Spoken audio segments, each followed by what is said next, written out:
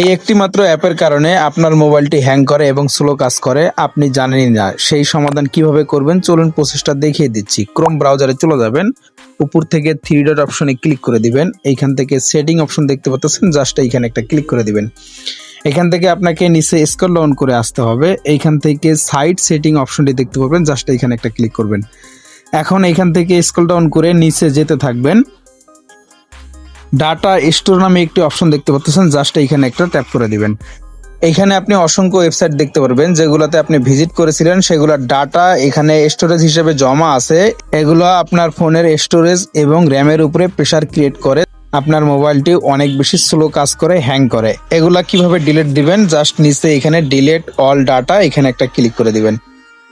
এইখান থেকে ডিলিট অপশনে ক্লিক করে দিবেন। আপনার এইখান থেকে সমস্ত ডাটাগুলো ডিলিট হয়ে যাবে। আগের থেকে আপনার মোবাইলটি এখন অনেক বেশি ফাস্ট কাজ করবে।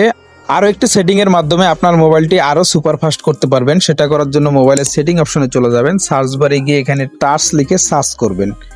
TOUCH টাচ লিখে এখানে সার্চ করে দিবেন। এখান থেকে আপনি একটু নিচে স্ক্রল ডাউন করবেন। আমার ফোনে এখানে ইগনোর রিপিট টাচ অপশনটি দেখাইতেছে, আপনাদের ফোনে আলাদা থাকতে পারে, স্ক্রিনশট অনুযায়ী থাকতে পারে, সেইখানে একটি ক্লিক করে দিবেন।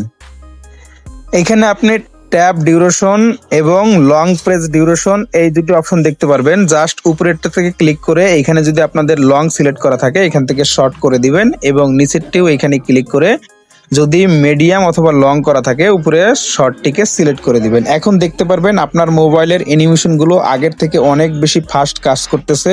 আশা করি সেটিং গুলো আপনি করে নিয়ে অনেক বেশি উপকৃত হতে পারবেন। ধন্যবাদ সকলকে। আসসালামু আলাইকুম রহমতুল্লাহ।